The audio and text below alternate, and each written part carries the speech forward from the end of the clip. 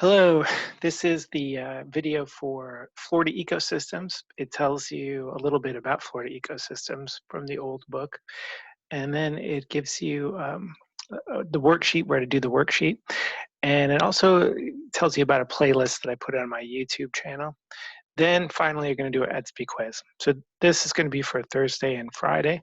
If you have any trouble, as always, just Edsby message me, and we'll work it out. We're trying to be flexible here. All right, so first of all, let's get into Florida ecosystems. And here we have it. Bear with me as I figure out how to do all this stuff. Okay, so right now you don't have to take notes if you don't want to. If you do want to take notes, of course, I'm not going to stop you from doing that, but there is a handout at the end that you can fill in either after or before. You can always pause this video and go back. All right. So the first thing about Florida ecosystems is that they're different based on their elevation. So I always think about Florida as being very flat, and it is very flat, but just the slightest differences in elevation can make for a lot of difference in what the ecosystem in that area is like. So we're going to start off with coral reefs. Now, coral reefs you've probably heard a lot about. A lot of them are getting bleached out, and this is because they're colonies of soft polyps. The reef itself is actually made of shells that they secrete, and these shells, for lack of a better word, they form habitat for lots of animals in Florida. They also make oxygen. They help make oxygen. These are, at least for the coral reefs that are closer to the surface. In the deeper coral reefs, there's no sun. And so what do we know about sun and green plants that grow on coral reefs? They photosynthesize. If there's no sun, they can't make any oxygen. The polyps die if the water becomes too warm, and that's the problem that we're having in coral reefs around the world right now, not just in Florida, but everywhere else too. All right, the next ecosystem is the freshwater marsh. If you've ever been down to the Everglades, you've seen a freshwater marsh.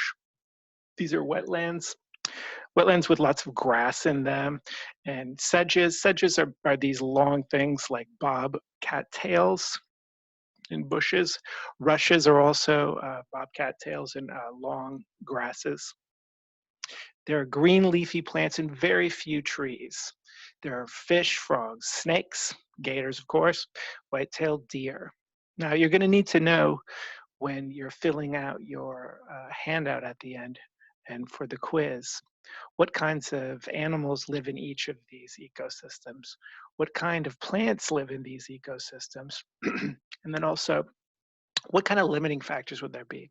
So as we're talking, think about elevation, salinity, and temperature. What kinds of things would change or make the ecosystem sick? Now, salinity can become a problem during droughts, because if you think about it, it's the same thing in your pool, or if you imagine a puddle of water. As the puddle of water dehydrates and dehydrates, I'm not sure if that's the right word, but as it evaporates, it leaves behind this residue. That residue is salt, and salt is what we mean by salinity.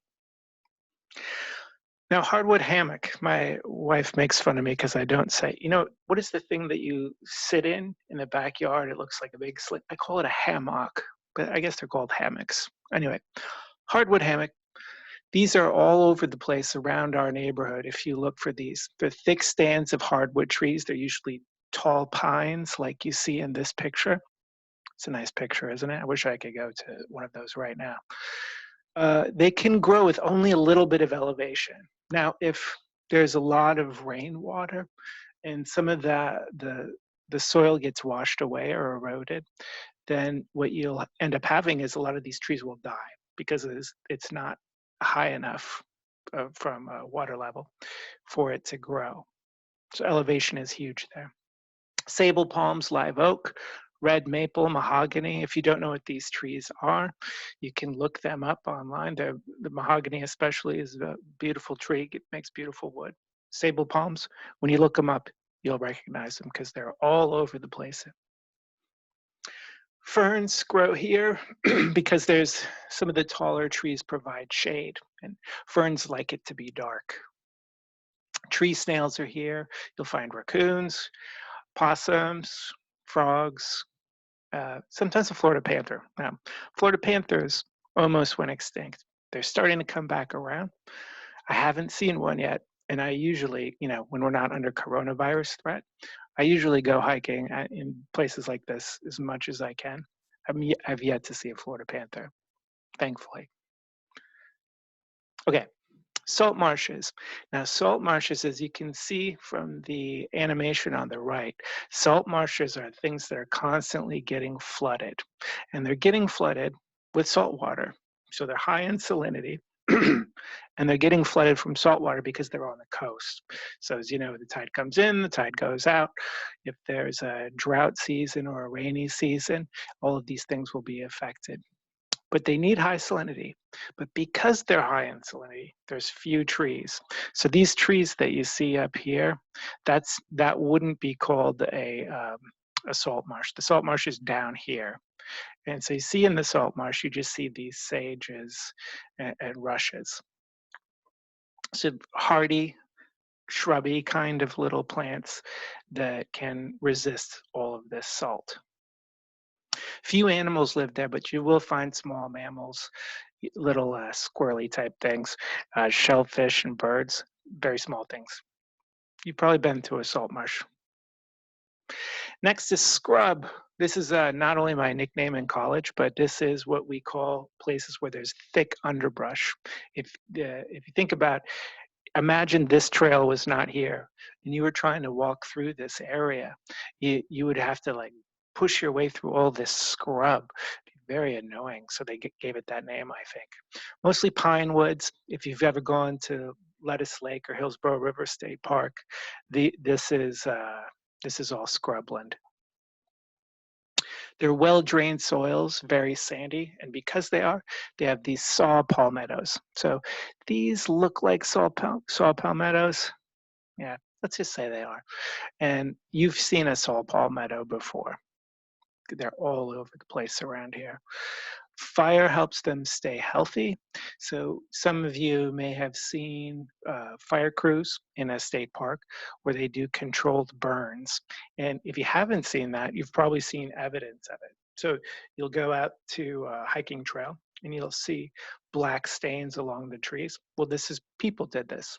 And they did that because the area needs this to procreate. The trees need this to clear out the shrubs below so that the sunlight hits the ground, and then they start the whole cycle of life over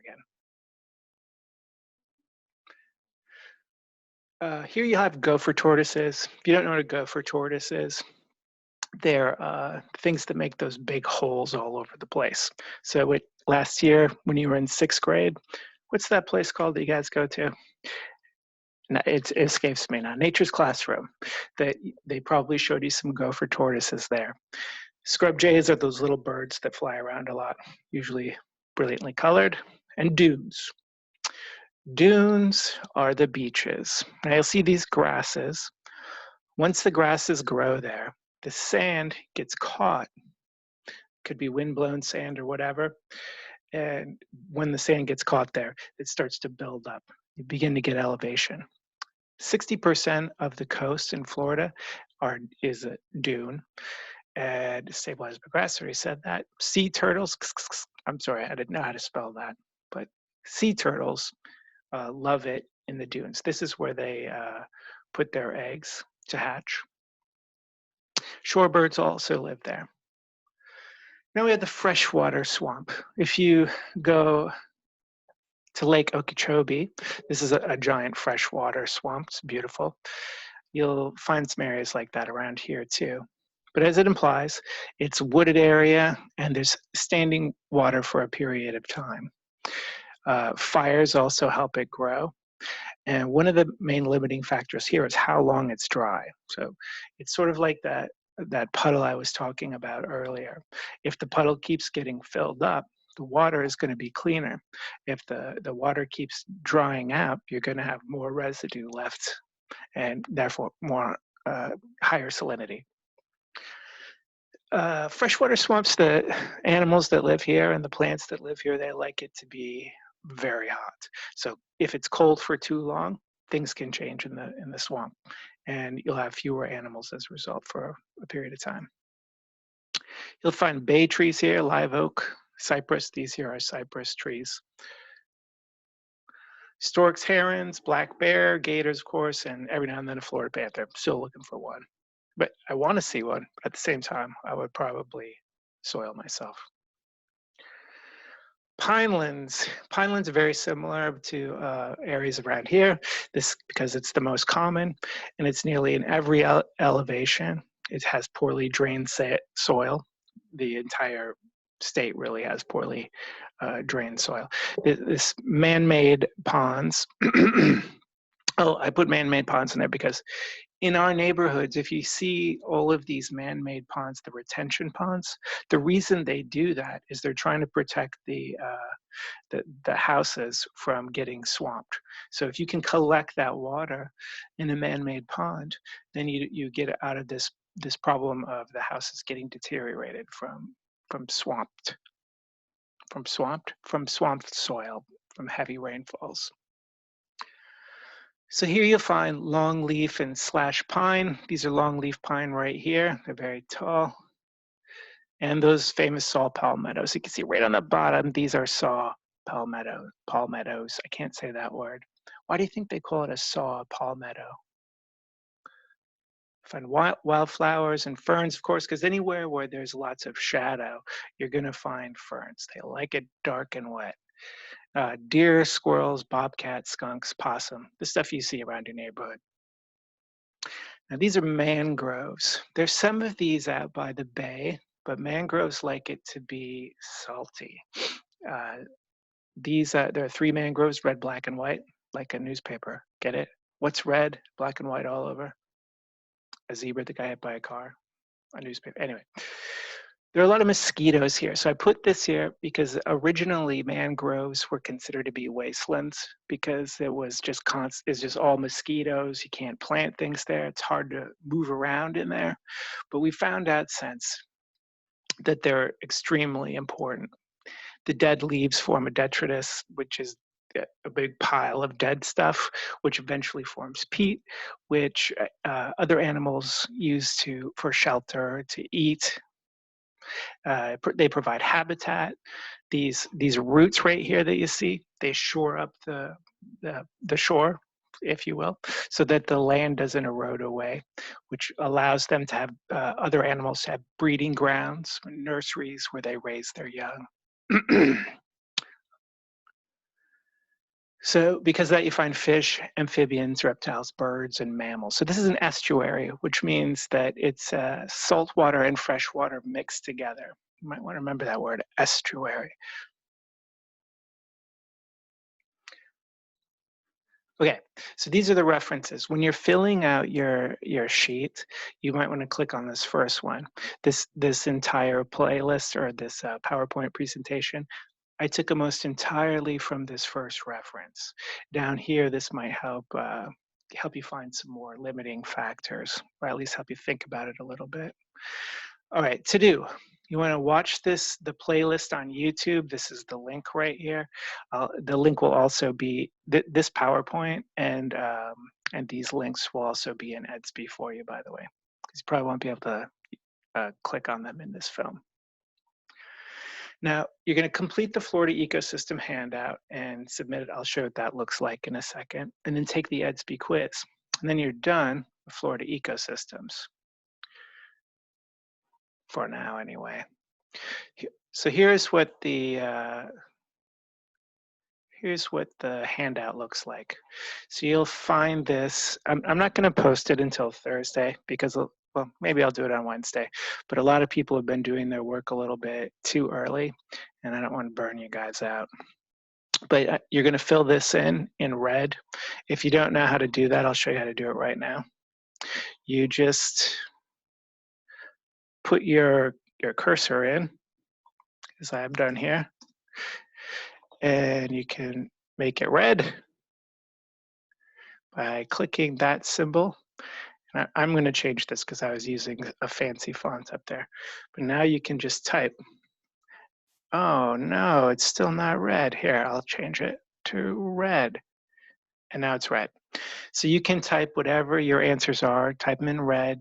It'll change the shape of the box so you can write as much or as little. You can put it in pictures if you want. It's all good. And remember to submit it on Edsby. If you've forgotten how to submit, there on the YouTube playlist, I made another cringy video that shows how to submit Word documents onto Edsby. Okay, so this is science, so that means that I'm going to be doing a live Zoom Q&A, and that's optional. You do not have to do the live Zoom if you don't want to, but if you have any questions about how to do any of this, or you just feel like talking to people, I'm going to do a Q&A, and then I'll let people talk to each other for a little bit. And that'll be it. So that's going to be, I think I said I was going to do that on Thursday at 1:15, but I'll be sending out a link and a time. Our problem right now is everybody is doing Zooms at the same time, so we're trying to space it out a little bit. All right, I think that's about it for me. Have a good one. Signing off. Take it easy. I'm going to try to sign off now, although I'm not sure how to do it so well. We're all learning, right? All right, take it easy.